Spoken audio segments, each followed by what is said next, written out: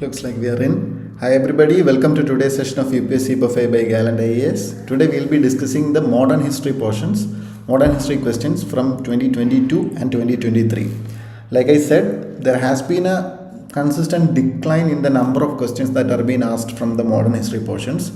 But modern history still remains an important topic because the reward is high and the kind of knowledge you need to build is actually very foundational, which has got application in mains and your overall understanding about the UPSC. So you cannot neglect the modern history.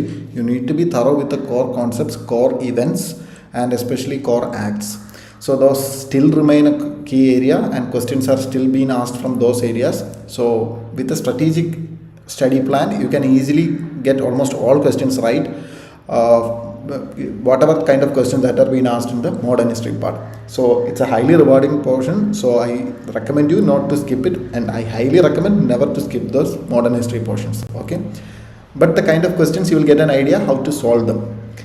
So right off the bat, 2022 PYQ, the first question.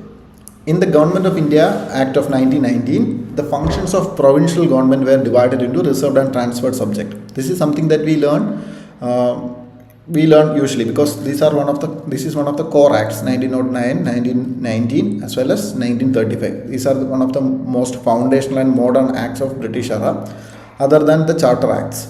So this is something that we already know, and the question is asking which among the subjects, which of the following were treated as reserved subject, because we usually know that this is diarchy, the subjects have been divided into two. That's not diarchy.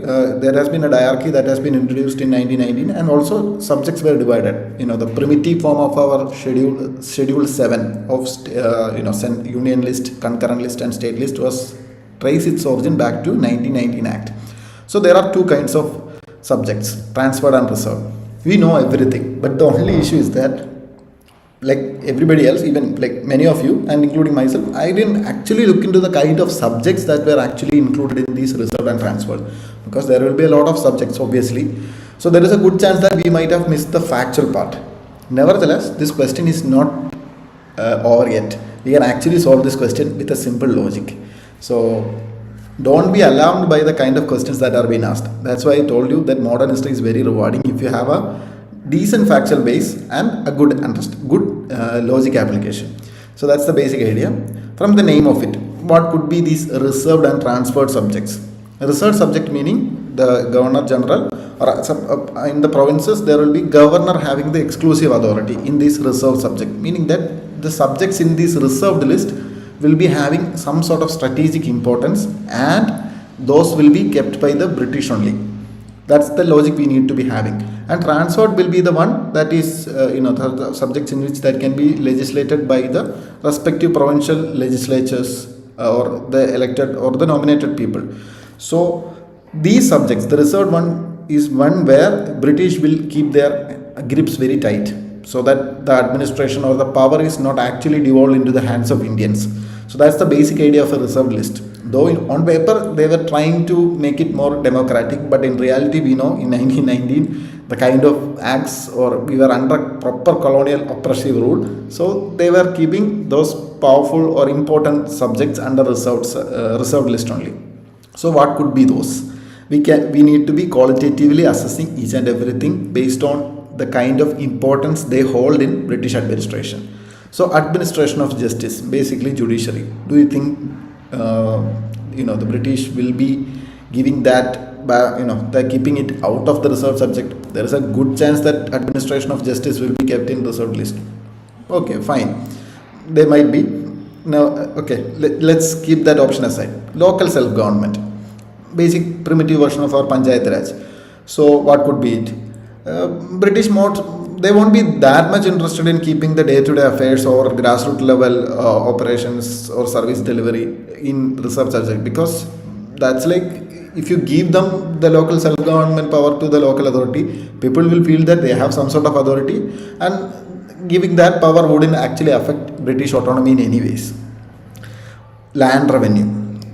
Do you think in 1919, where we are having multiple satyagrahas, multiple tax rolls, tax oppression happening, and they keep land revenue out of this reserved list or keep it in the transferred list? Absolutely no chance. So land revenue will never be kept in transferred list. It will definitely be kept in reserved list. Police, no need to say anything. Police will most definitely be kept in the reserved list only. So in that, like assessing that option, we can easily eliminate what? Local self-government. So this will be kept outside. There is a chance that this will be kept outside the reserved subject and mostly in the transfer list. And since there is only one option, there is only 3 options right among the 4 choices given. Obviously, the one that could be eliminated will be the local self-government. This is the simplest logic that we need to eliminate that option and arrive at the right answer. So eliminating 2 will give you the right answer right away as C. This is as simple as that. You need to understand the kind of principle, the philosophy or the intent behind the reserved and transferred subjects or that list. So that's the basic idea and we'll arrive at the answer very easily. So I'm recommending you again, don't go into the details, don't go and study everything that is been kept in the reserved and transferred subject. And for those aspirants who actually knew what are kept in reserved and transferred, they might have missed this thing. And there is a good chance that if you rely on facts alone, you can mark this question wrong. Whereas an aspirant who has an idea about, a qualitative idea about everything can get this question right. So this is called the smart work rather than the actual hard work. You need to be qualitatively assessing things rather than quantitatively by hearting them. So that's the basic idea. Moving on, this was relatively an easier question, but but you need to have certain logical and foundational understanding. So you should be studying acts based on their qualitative nature rather than prioritize their quality nature so that we can eliminate things. So that's all. Moving on, this is slightly factual, but there is some sort of elimination possible also. Okay, first one, the Dutch established their factories and warehouses on East Coast on lands granted to them by Gajapati rulers. I've discussed in 2021 question about the basis of early colonial powers or the factories they have set up, and I've told you that there is a clear pattern as to how they set up their ports or factories because the British, they came first in Surat, they established their bases in the western coast, and later in the later half of the 17th century they moved towards the eastern coast.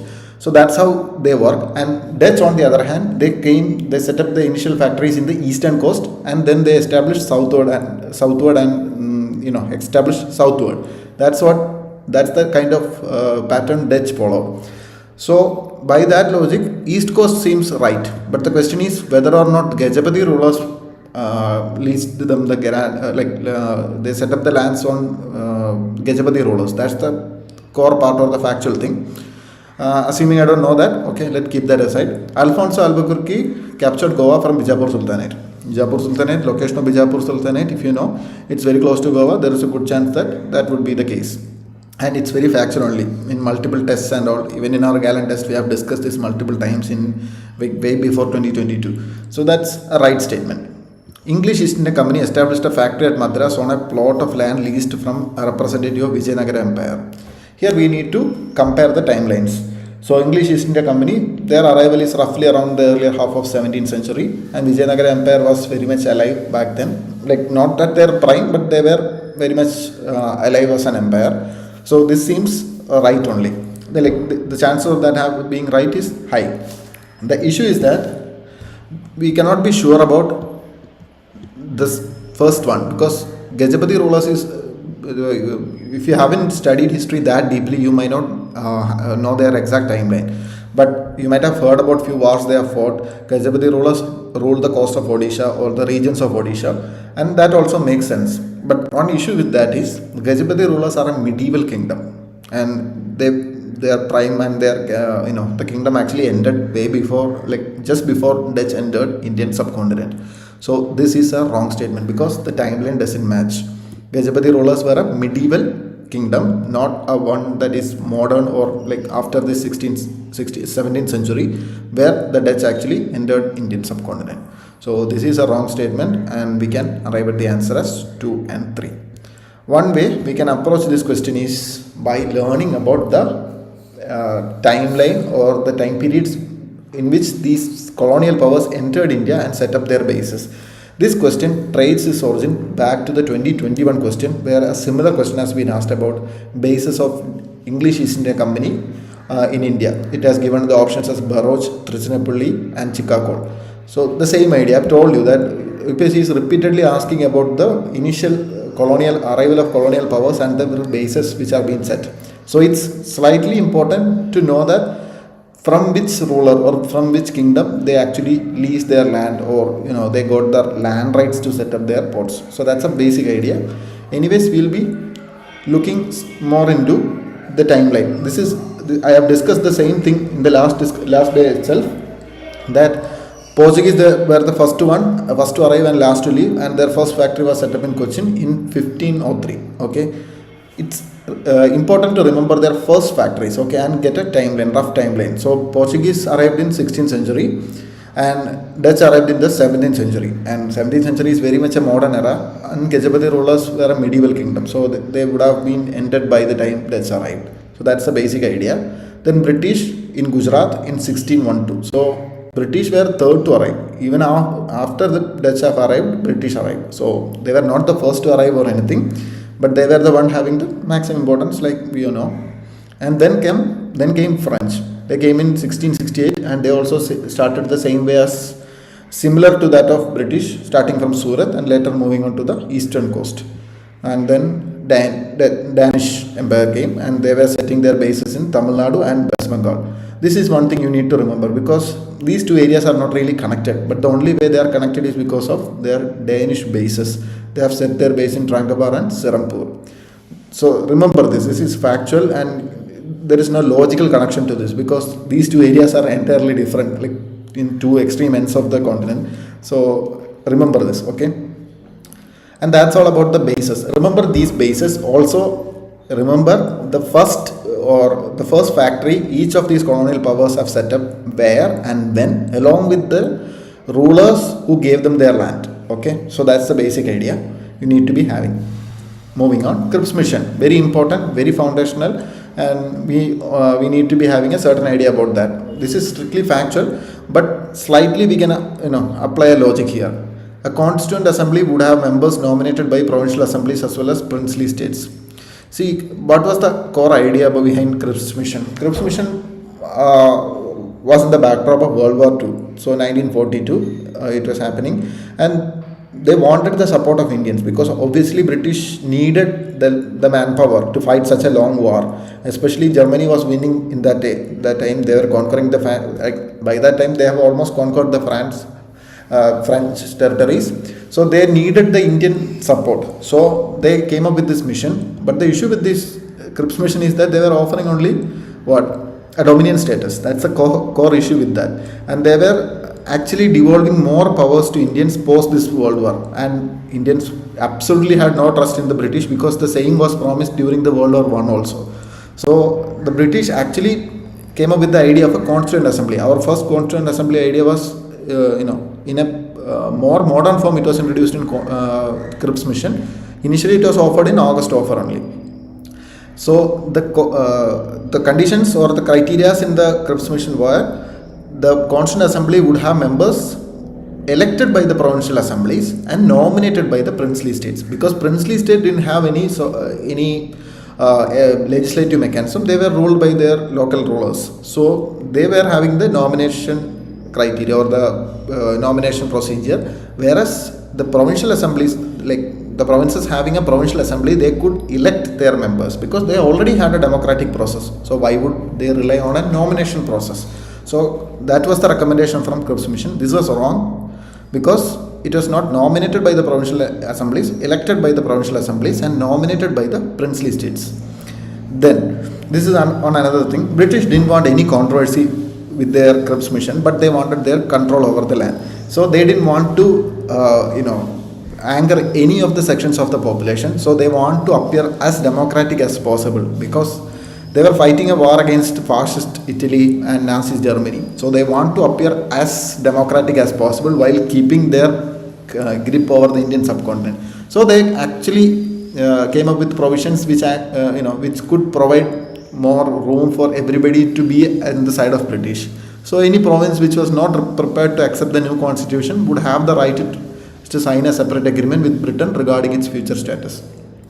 Very much in line with the British interest, because they are not at all concerned with how India will be ruled or anything. They just want to fight this war, win this war, and get this done with, because their own existence was at risk. So they are absolutely not at all concerned with secession or disintegration, balkanization of the Indian subcontinent. In fact, they even wanted that, because the more balkanized the Indians are, the more easier it is to control. So they actually, and they are very much in line with their interest. So this is a right statement. So even if you didn't know, Cripps Mission had such a provision, it is very much qualitatively, if you are assessing the statement, like I always say, if you are qualitatively assessing it, it is very much in line with the British interest. So it's a good chance that a mission like Cripps would have something of that sort. So we can take it right only. This is where I tell you, understand the idea behind Simon Commission, Cripps Mission, August Offer, or Cabinet Mission, things like that, or Mountbatten Plan. Assess it qualitatively, because the interest of the British would always align with their requirements of the time. They want to appear democratic, they want to have control over Indian resources, they want Indian support. So they will be doing a balancing act with all of these things. That's why they were reluctant to give India a true sovereign state, or let go of their dominion status proposals, because giving off the dominion status meaning that Britain will be losing the total control over the Indian subcontinent. So they didn't want that, but they wanted to appear as democratic as possible to appeal to the people, so that the people they themselves have oppressed would support. So such a diabolical interest they had, and they would be doing this, and they will be proposing such a clause on that. So that's about it, and this is the right statement. And I'll be just demonstrating you how to study these missions in a simple way and in a qualitative way. You need to be assessing whether or not they are proposing a dominion status. Like a true sovereign nation or an independent nation status was very much late to the party, and it was much later, like post 46 cabinet mission plan, they proposed such a thing. Like they didn't actually propose it, Indians demanded it. So up until that, all they were proposing was dominion status, okay, or dominion of British Empire. So that's the basic idea. Even in Cripps Mission, that was the case.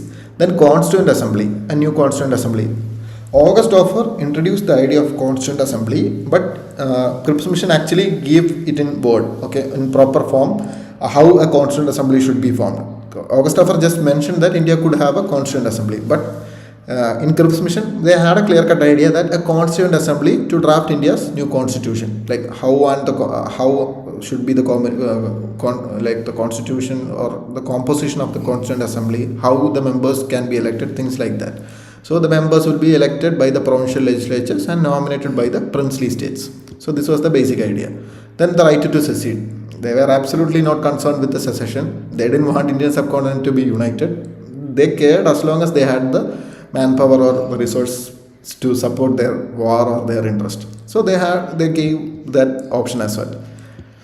So British control, they actually wanted to keep the control, like I said, defense and Governor General's powers to remain with Britain. Then what's the point? The Governor General will be having a veto power, and ultimately they will be ruling the country, and all the representatives that people have elected would have only nominal powers. So even in 1942, fighting a war in such a critical situation also, they were keeping such powers to themselves only. Interim government, there was no immediate transfer of power at the center. Okay, they didn't want that hassle also.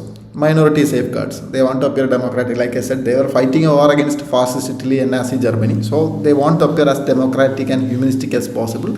So they had, they have put a clause of minority safeguards. So to protect the interest of minority, there will be sufficient safeguards. That is explicitly mentioned in the Cripps Mission. So this is the core idea. So you can assess it qualitatively. Cripps Mission, they were willing to give much provisions, much freedom to Indians, but not at the cost of British autonomy or power. They wanted to keep their control over the Indian subcontinent, and they want to appear, like I said, they want to appear as a democratic state. But other than that, their intentions were mostly self-oriented only. And this obviously was not at all in the interest of Indian people. Obviously, our nationalists, they were struggling and they were fighting that empire for quite a while, and they were expecting a proper freedom or a Swaraj during that time, and they were given dominion status. And of course, the nationalist movement outright rejected the proposal because of the dominion status itself. Because at this point of time, India needs to be a republic, not something having a dominion status or anything. So they rejected it, and the Congress embarked on a Quit India mission. So Quit India mission actually started, like Quit India Act actually started after this failure of Cripps mission. So in 1942, that's the basic idea. Moving on. Like yesterday also I told you that Ghadar Party, INA, Anushilan Samadhi, these revolutionary movements are still very relevant, because UPSC repeatedly asks questions, even now ask about the revolutionary phase of Indian national movement. So earlier we used to get the questions on Congress era of Congress based national movements, but right now the focus is more on the revolutionary phase of national movement, and questions about INA, Ghadar Party, Anushilan Samadhi are being repeatedly asked ever since 2021. So focus more on that. Okay. So who of the above are actively associated with Ghadar Party? Okay.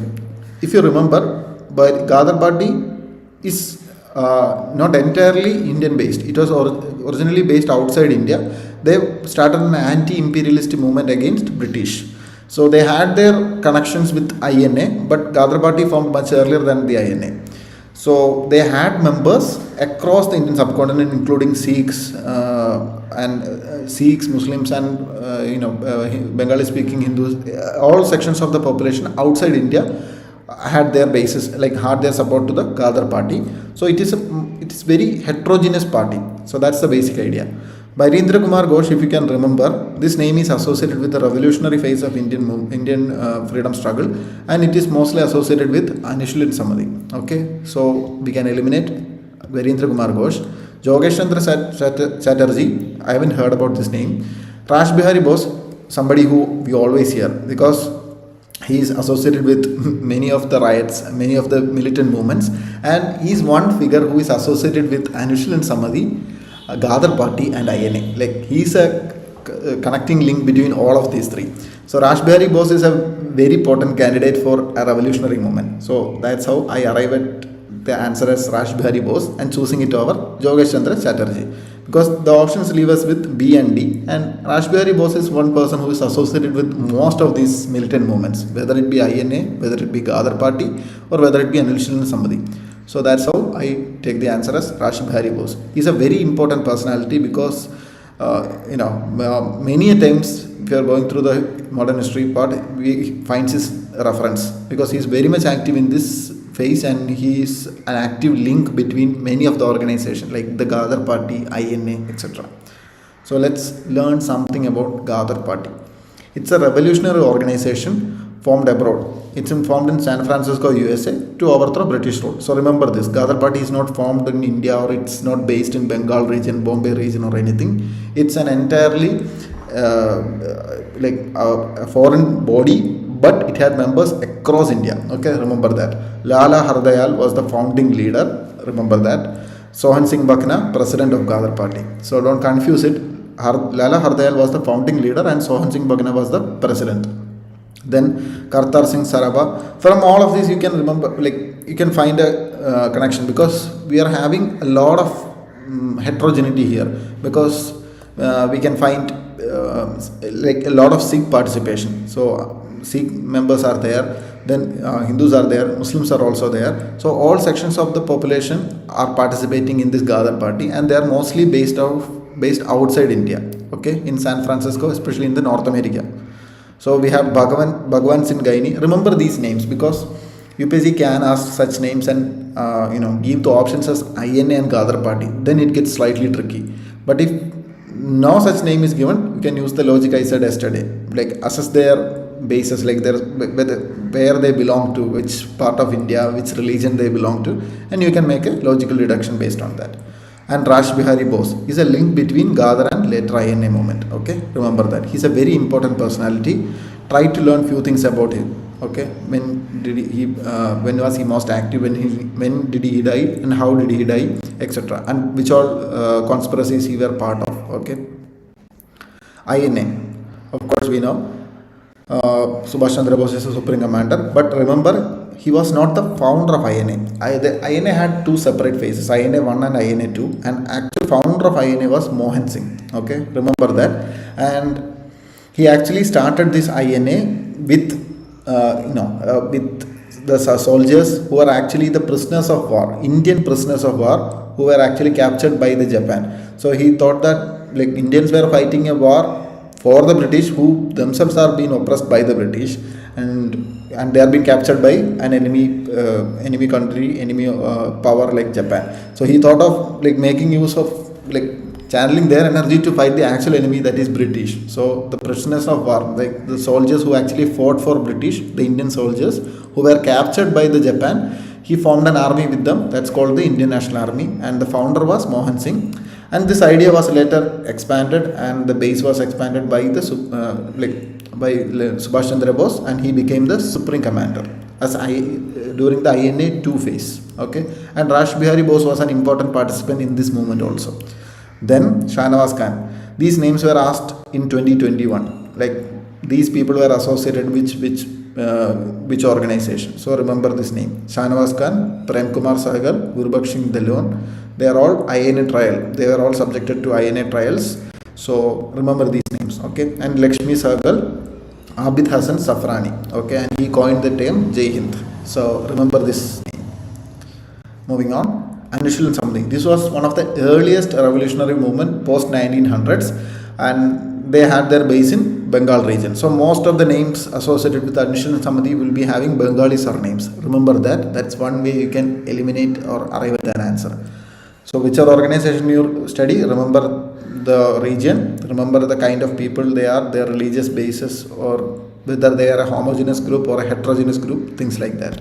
So Anushilan Samiti, whenever you hear about Anushilan Samiti, it should be you should have an idea that it's focused on Bengal region, and the most of the members would likely be from they will mostly from Bengali population only, and they will be having surnames like Ghosh, Bose, Mukherjee, Chatterjee, etc. Remember that. Okay. So Aravind Ghosh was the ideological influence, but later he took up a saint in life, and he slowly he moved away from this association. Paridri Kumar Ghosh was the revolutionary organizer of this work, and then Rash Bihari Bose, like Delhi conspiracy, Lahore conspiracy, he was key figure in that. We have seen Rash Bihari Bose's name in Anushilan Samiti, Indian National Army, as well as Ghadar Party. Okay, so remember that he's the connecting link, and most revolutionary movements during that time will have his name as a member. Khudiram Bose, Muzaffarpur bombing, you know that. Surya Sen Chittagong armory raid. So remember these names. Okay, they were all associated with Anushilan Samiti. And a question about Anushilan Samiti can be expected, because UPSC have already asked about INA and Ghadar Party, and Anushilan Samiti is a pending one, and a question can be expected. And look about the Anushilan Samiti and their members. Okay, a key idea that they are all Bengalis, and they all will be having surnames like these. If you are not very much familiar about Bengali surnames, try to remember these names. Okay, that's all. Moving on. See, in 2022 we only had about 1, 2, 3, 4 questions. Okay, strictly speaking, from the modern history part we had only 4 questions, and some connecting like in between portions of 2 questions have been asked other than these 4. So a total of 6 questions can be set roughly. So that's a strict departure from the usual trend that we are having before, like prior to 2020, which we used to get around 10 questions, but slowly the number of questions have been reduced, and the kind of questions the UPSC have been focused has also been reduced. Right now the focus is mostly on the colonial powers, arrival of colonial powers, and the revolutionary phase of Indian national movement. The focus still remains on these 2 areas, along with the major acts, whether it be the 1909 Act, 1919 Act, or 1935 Act. So these are the key areas of focus. So if you are studying, pay close attention to these areas so that you can better solve these questions factually. Moving on. Now we are discussing about the Vijayanagara Empire, and this is not strictly a modern history topic, but Vijayanagara, I think it's better to put it in the modern history part. Okay. So, who among the following rulers of Vijayanagara Empire constructed a large dam across Tungabhadra river and and a canal cum aqueduct several kilometers long from the river to capital city? We know that Vijayanagara Empire had a flourishing agricultural system, and because of their irrigation facilities and the technology they have used. So we know that something that is there, and they were along the banks of Tungabhadra river. From these names, we have to choose one. It's slightly difficult, but you don't have to remember the names of all Vijayanagara Empire rulers. There are only, if you ask me, there are only two important rulers: Devaraya I and Devaraya II. And there is a core, trait to these two rulers. They had a slightly different approach when it comes to administration. Devaraya I was more focused on defense, irrigation, and consolidation. Because he was an initial ruler, he was more focused on consolidation of the empire. But the actual zenith of the Vijayanagara Empire occurred during the reign of Devaraya II. So there are two Devarayas, 1 and 2, and Devaraya I was the one responsible for the consolidation as well as the irrigation part of things. So in this option we have Devaraya, and we can easily choose the answer. And in one more thing I would tell you, that UPSC have repeatedly asked questions about Vijayanagara Empire. Every year you can expect at least one question. So one easy way to approach UPSC questions would be, if any question is being asked about any empire and you have got Vijayanagara Empire in the options, there is a good chance that Vijayanagara Empire would be the answer.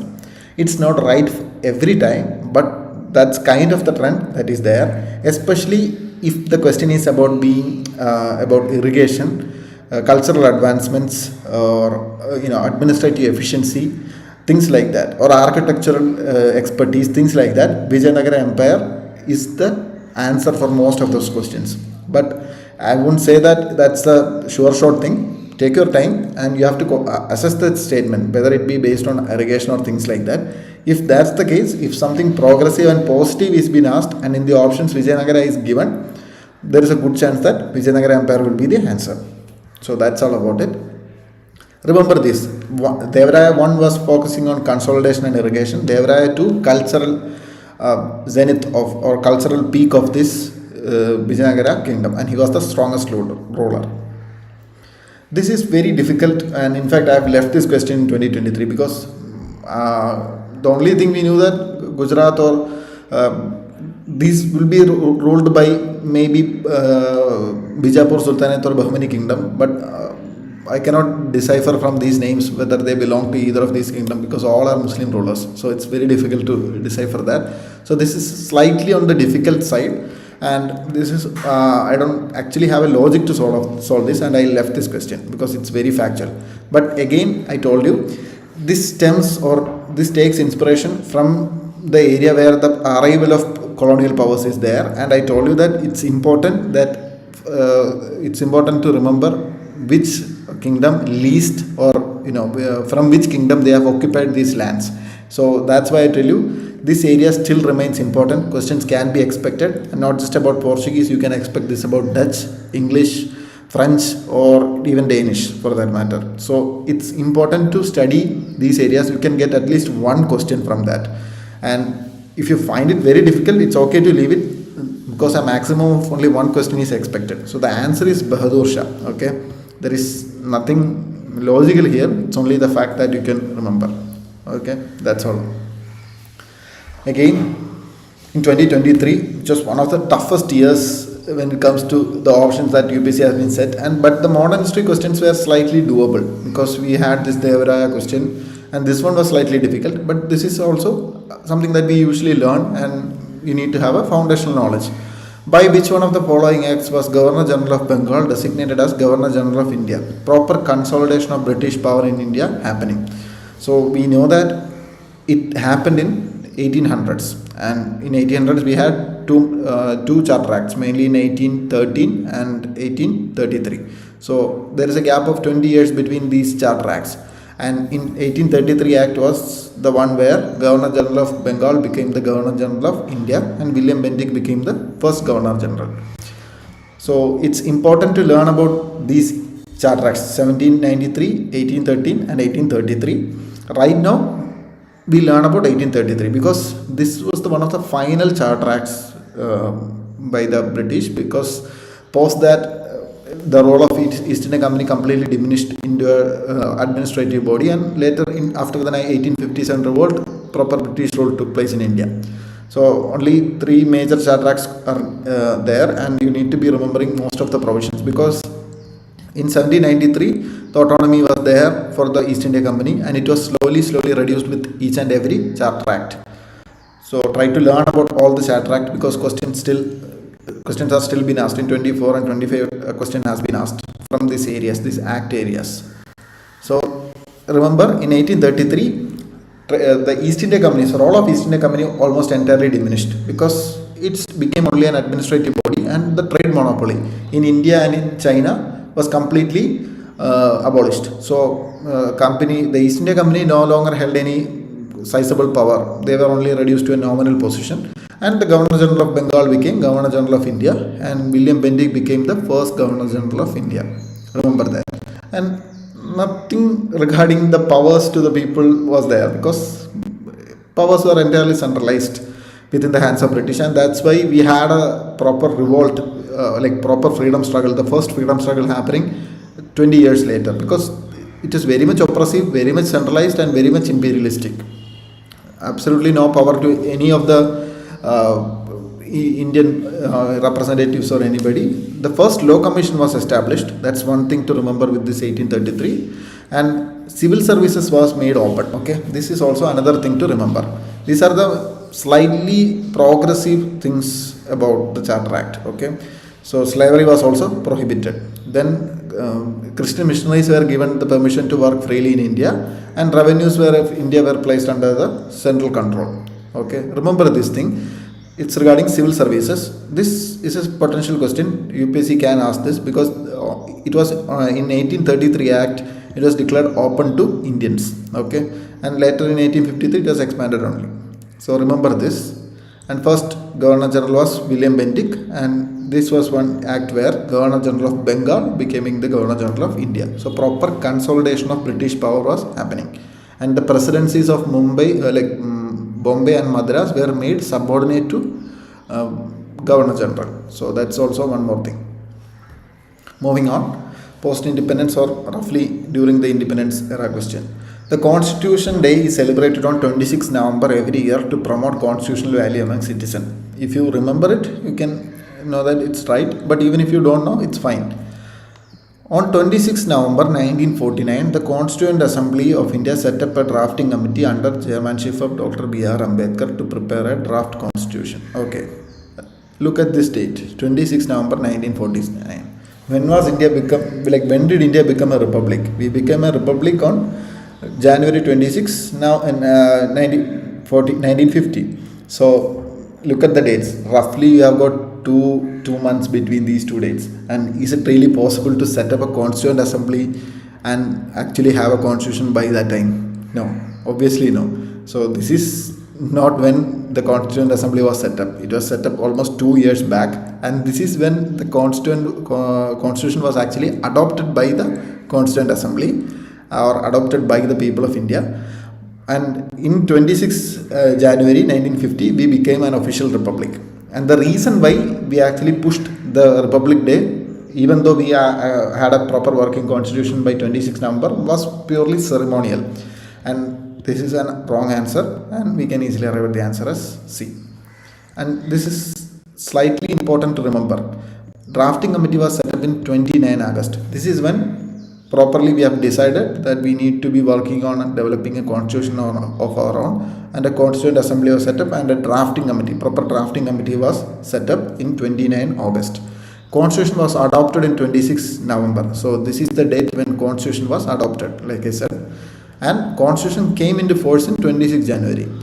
There is a reason, like I said, there is a ceremonial reason why, even though we had a constitution by 26 November 1949, we could have easily declared a republic by then.